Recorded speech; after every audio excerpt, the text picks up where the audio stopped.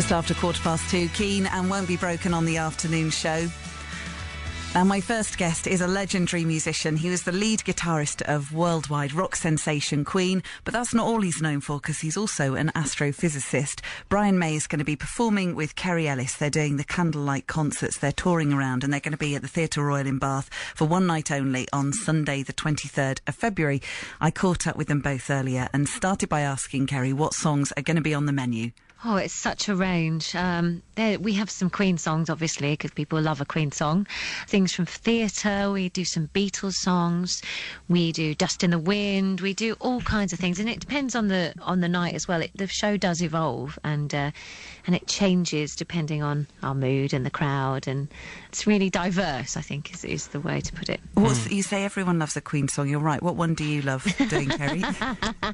All different ones. On this tour, we do No One But You, we do Crazy Little Thing, 39 we do, and I love them all. I mean, they're all very different, so it's just a pleasure to perform them, and to perform with Brian, which is nice. Yeah, well, because it's an interesting one, isn't it? Because obviously Brian is part of Queen. How is it for you? Do you feel daunted, or are you past that kind of stage now?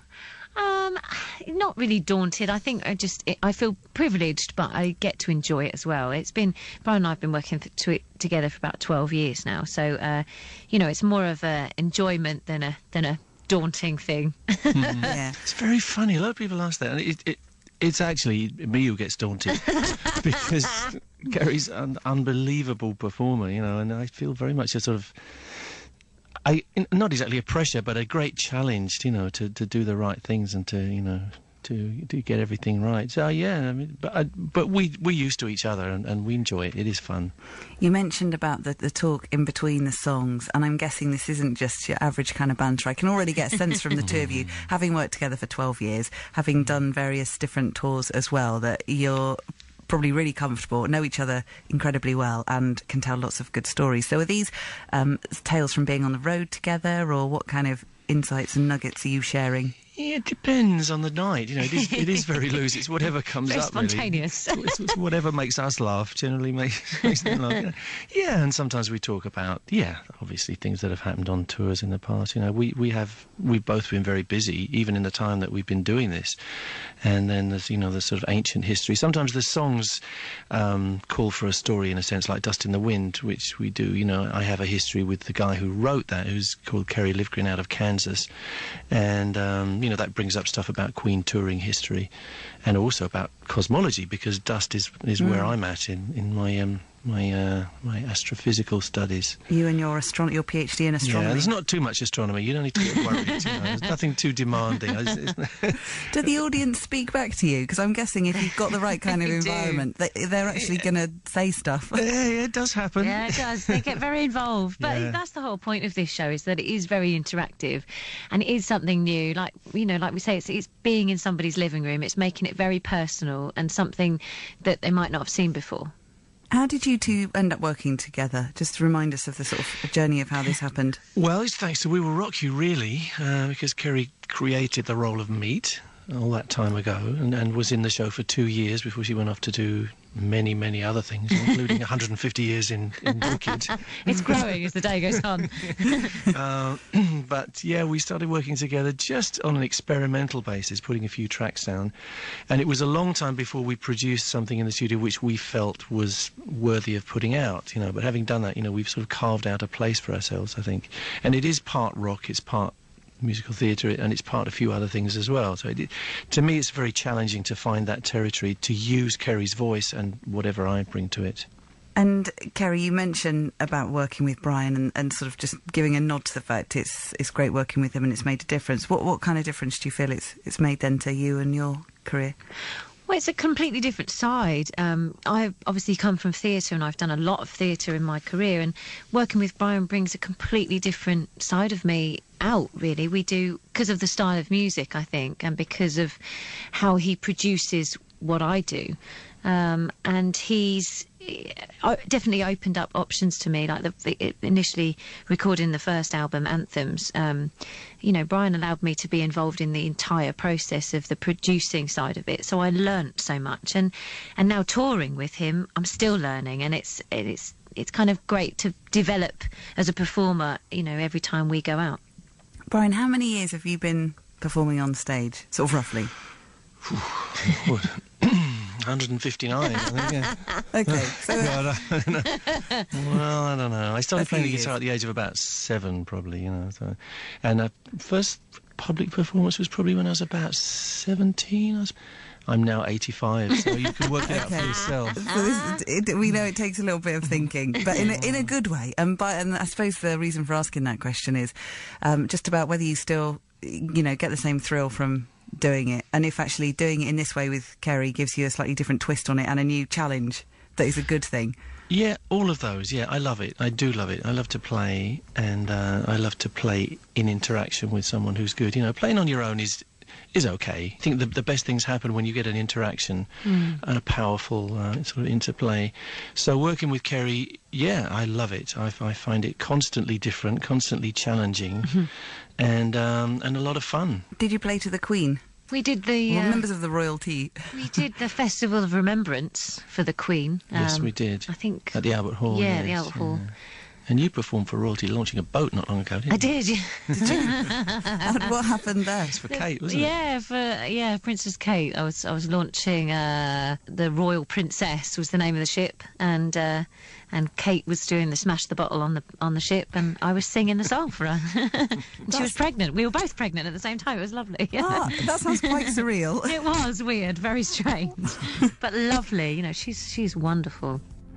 Brian May and Kerry Ellis, Kelly Ellis, they're speaking to me earlier on. We're going to continue our conversation with them. We'll be talking a little bit more about Queen, but first, Bruce Springsteen's Streets of Philadelphia.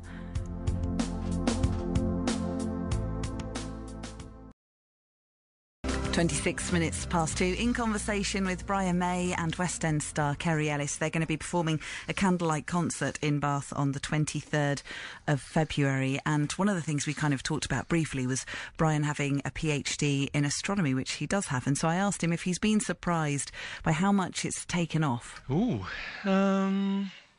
it's always been a big part of my life, of course. I suppose, you know, Patrick, of course, you know, Sir Patrick Moore, who's a wonderful friend of mine, you know, which I'm very proud to say, you know, had a lot to do with it. You know, I think this whole country is aware of astronomy because of him, really.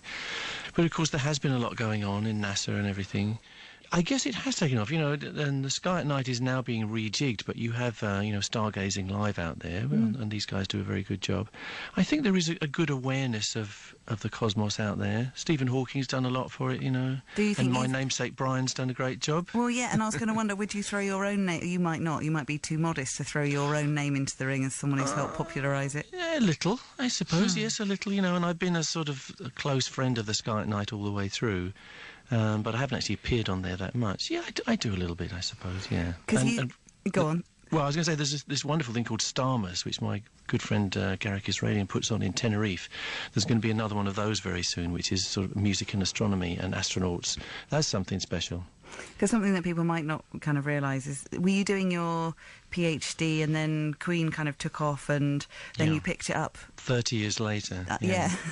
Yes, that's right. I mean, PhDs notoriously take a little time to complete, but that's got to be a record. That's a record, I think, yeah.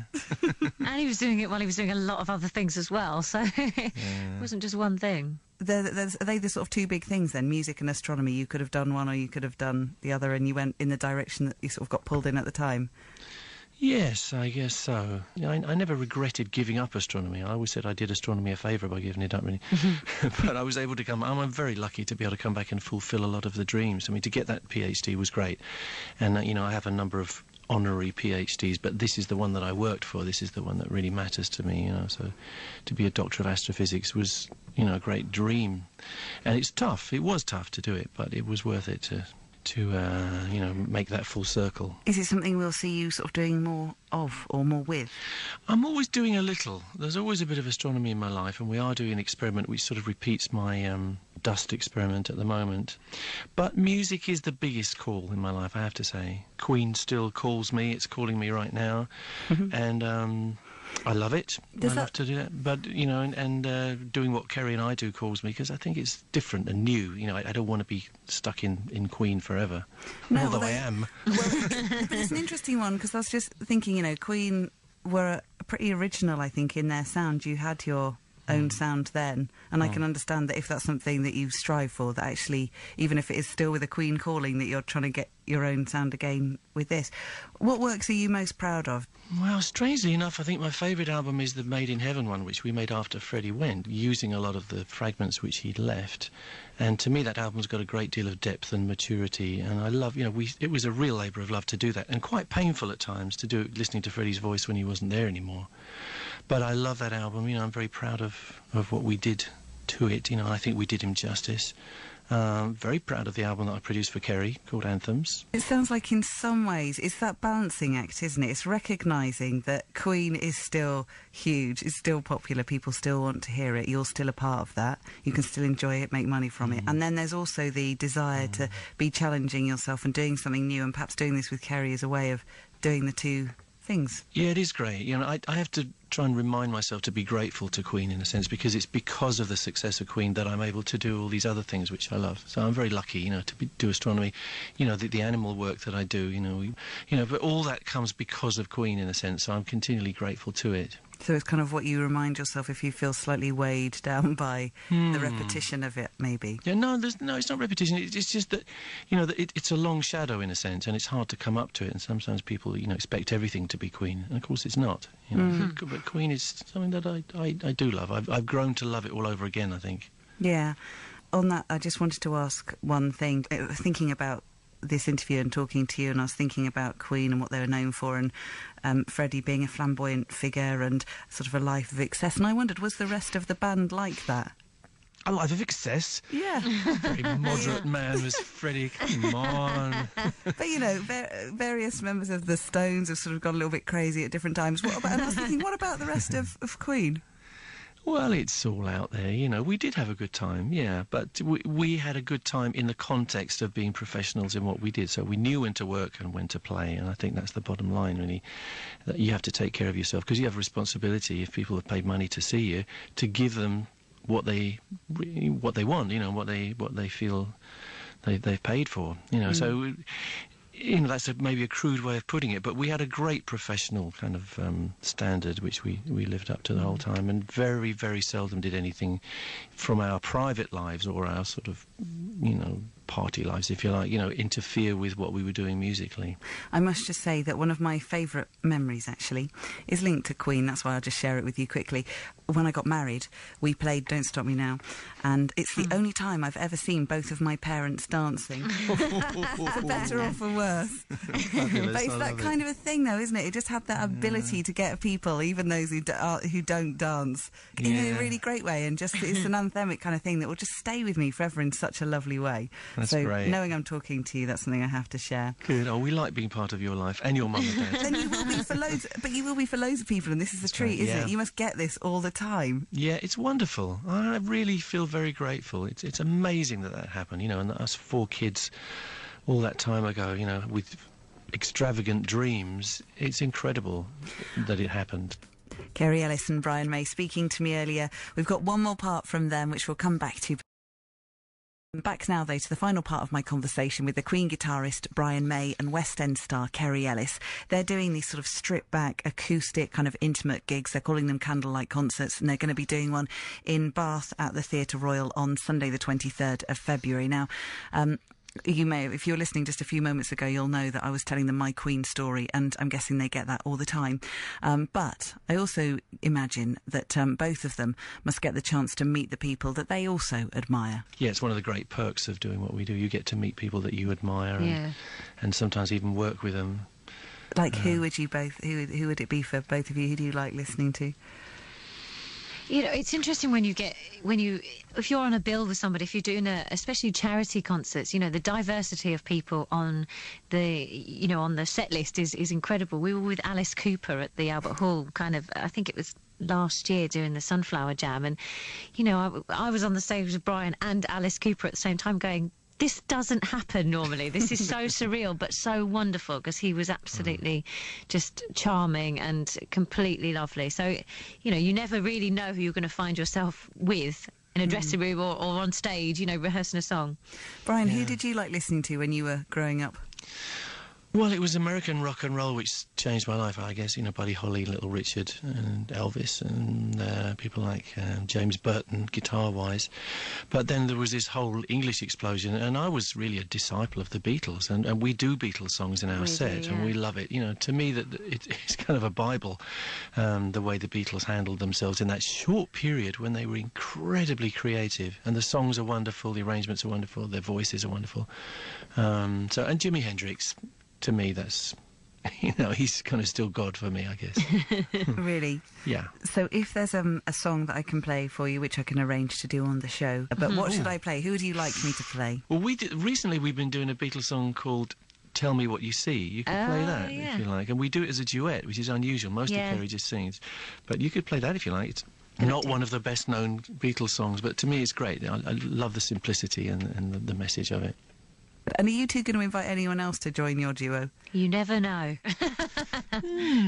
Possibly. You never know. Ah, that means there's something you're not telling me. We like a special guest. Is it going to be Alice Cooper?